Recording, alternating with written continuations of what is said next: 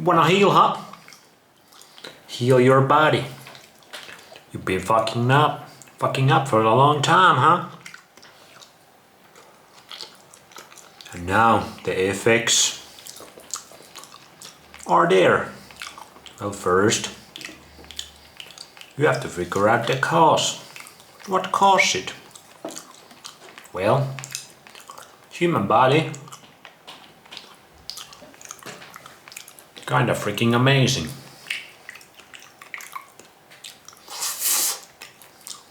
But these days we have a bit of a problem with our environment we live in, and thus the food we eat, the ideas and beliefs we put in our head,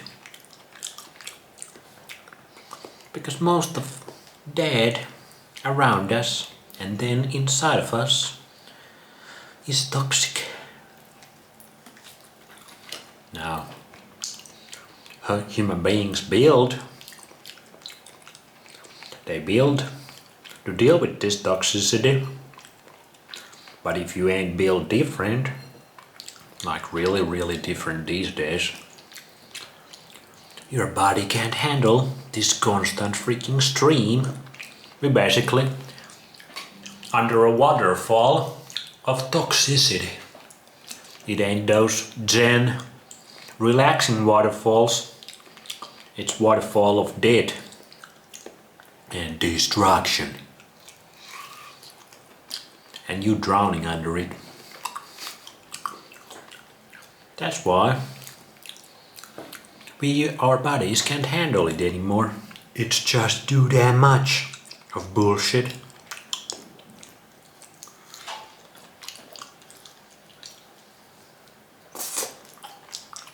So you have to understand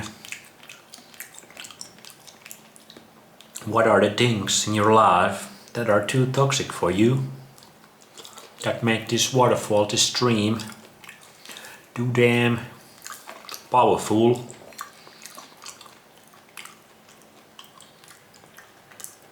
But that's your first pickle, because it's freaking everywhere. It's not just food, it's everything. Freaking everything. So we fucked up. We fucked it up kinda bad for everybody. Maybe not everybody, but almost everybody. We even fucked it up for the raw chickens. And the Mother Earth. So, if you wanna heal your body, you wanna cut out that waterfall, you have to swim away from it, if you can. And then step outside of that lake, because that lake is also toxic. And then you gotta pee and shit all of the junk you absorbed in there, and that might take a while, because you've probably been fucking up for a long time, and your parents and maybe their parents been fucking up for a long time, and that toxicity just keeps building and building. So you might need to sweat, shit and piss quite a bit, quite a few years, depending where you are and how good your body is to dealing with this nonsense. So yesterday I was talking about people been healing with the plant-based vegan route, raw vegans, where my homies said, where my brain dead homie said, sorry guys, it is what it is. These guys healed themselves because they cut out some of the toxicity enough. Their plant-based diets. Probably the best plant-based diets are like the raw foods, juicing type of stuff, but you can only do it so long. After that, you start to eat yourself. Your body starts to lack the things your body need to rebuild. So it can only work for a little bit, but some people think it as a miracle because they don't understand the whole picture yet.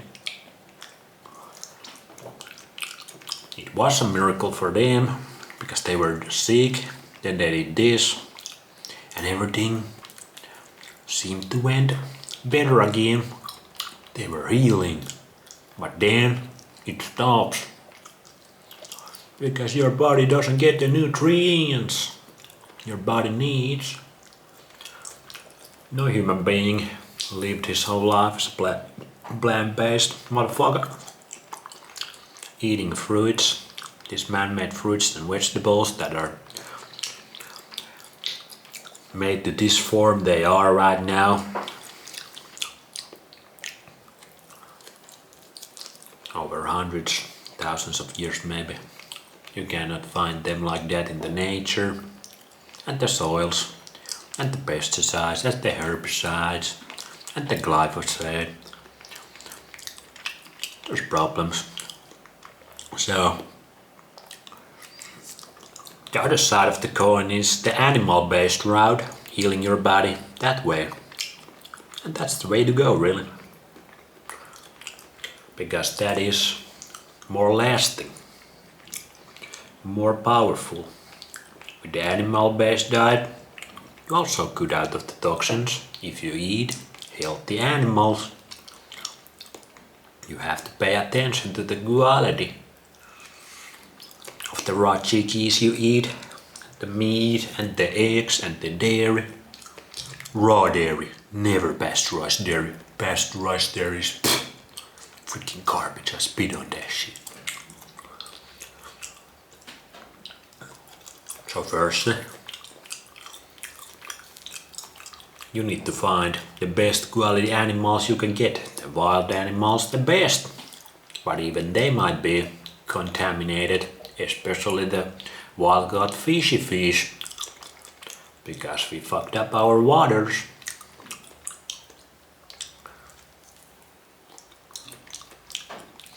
Now, there's a couple different routes you can go with the animal-based healing, and these all work. I'm not 100% sure yet myself which is the more powerful. Personally, I felt the most powerful healing effects, like when my body was dumping the most amount of shit it has been gathering when I started my raw meat thingy. Around the time, like month before I started the Based Science, I talk about it on some of my other videos, go check those out. Search something like pros and cons of raw meat. I made a pretty good video about it. I experienced heavy detox when I started the raw meat, and I went 100% raw meat for a little bit there. And how I know it was a detox? Because it lasted. It felt like a detox, like my body was dumping a lot of shit into my bloodstream and then getting it out. It felt like that, and then it ended. If it would have continued all the time, this is the problem with healing, because it is complicated. Sometimes in your healing things get worse before they get better. Many times because your body has been storing all this bullshit, all this toxicity, and when you start to give your body what it needs to rebuild, it actually needs to get rid of the toxicity it has been storing inside of your body everywhere, depending. This toxic inflammation damage, it manifests differently with different people, and the more you have it, more you have to deal with it, dump it out. That's where the detox comes in. So sometimes it's hard to say if it detox, if you're just fucking up more. That's the big question. But I was saying, like, with the animal-based food, there's a couple of ways you can go. You can go the raw primal, go this type, raw meat way, where you focus on raw meat, raw dairy maybe, if you can handle it, raw eggs maybe, if you can handle it, raw organs, raw blood, that type of route. And these people say that, and I've been experimenting with the raw meat a lot now, but I'm not 100% yet. But Arjun's Wonder Plants obviously says that's the most powerful route. That's the only way to really heal everything.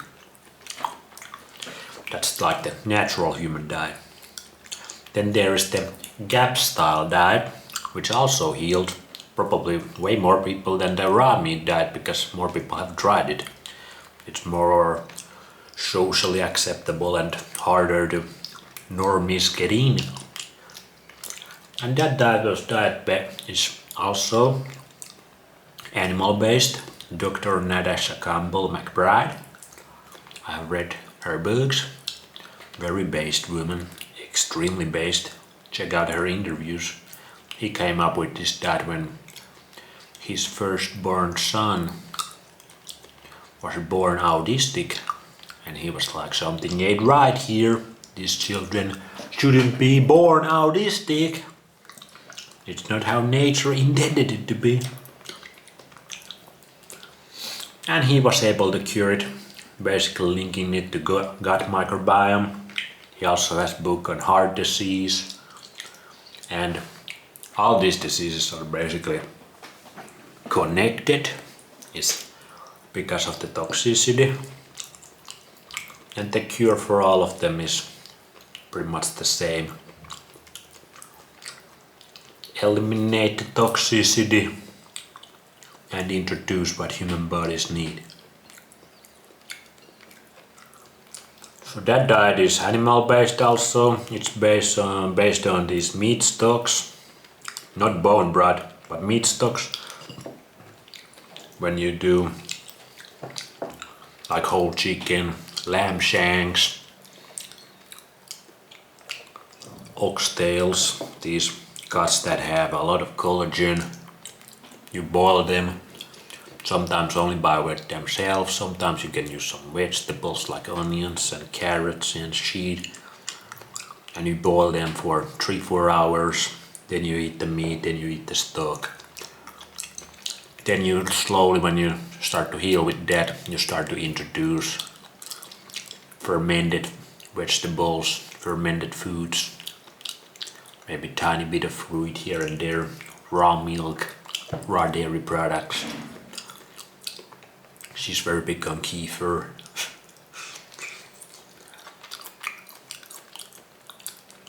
So, animal based, but you cook the animals, you make these meat broths.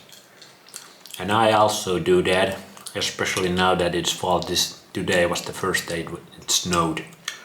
There's now some snow there, so it's not as dark anymore, but the snow vibes, I'm gonna down with this shit. I'm gonna down with the snow vibes. I've seen it so many times already. It's cold, no sun, no vitamin D. I'm down with the snow. But anyways, what the fuck I was saying? Yeah, I've been doing some meat broths. You can say my bone broth. I think the bone broths were fucking me up. Maybe the animals were bad, but I was holding them too long. They can then start to leach some heavy metals from the bones of the animals or whatever. But I'm doing some raw chicken, like I've experimented meat broths, and they're very good winter and fall food, because sometimes even the raw chicken is the best, but when it's cold outside you sometimes want some warming food, and I can feel the power of those broths also very much. Are they as powerful as raw meat?